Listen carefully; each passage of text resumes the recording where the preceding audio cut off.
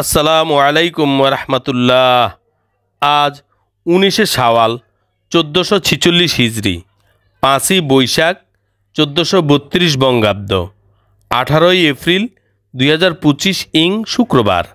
আমরা আজ এসেছি বিনোদ বিবির মসজিদ, নারিন্দা, ঢাকা। 585 বছরের পুরাতন এই মসজিদ 861 হিজরিতে পুরনো ঢাকার নারিন্দা সড়কের হায়াত ব্যাপারী পুলের পাশে এই মসজিদটি স্থাপিত হয়। 1457 খ্রিস্টাব্দে তৎকালীন বাংলার সুলতান নাসিরউদ্দিন মাহমুদ শাহের শাসনামল ছিল। ইতিহাস থেকে জানা যায় সেই সময় যোগাযোগের ব্যবস্থা ছিল নদী নির্ভর।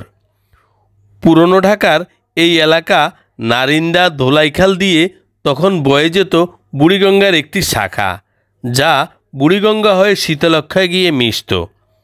পারস্য উপমহাসাগরীয় অঞ্চলের আরকান আলী নামে এক সওদাগর এই অঞ্চলে বাণিজ্য করতে আসতেন। মেয়ে বিনোদ বিবিকে নিয়ে তিনি এখানেই স্থায়ীভাবে বসবাস করতে থাকেন। এক পর্যায়ে নামাজ ও ইবাদতের জন্য তিনি এই মসজিদটি নির্মাণ করেন। এর কিছুদিন পরেই মেয়ে বিনোদ বিবি আকস্মিক মৃত্যু হয়।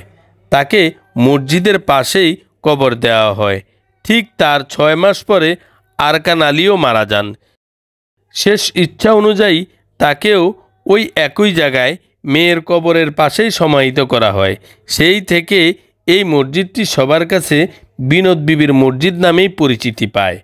ছোট এই মসজিদে মুসল্লিদের জায়গা সংকুলান না হওয়ায় এর পাশেই 2004 সালে 6 তলা বিশিষ্ট একটি ভবন তৈরি করা হয়, পুরাতন ভবনটির সাথে সংযোগ করে।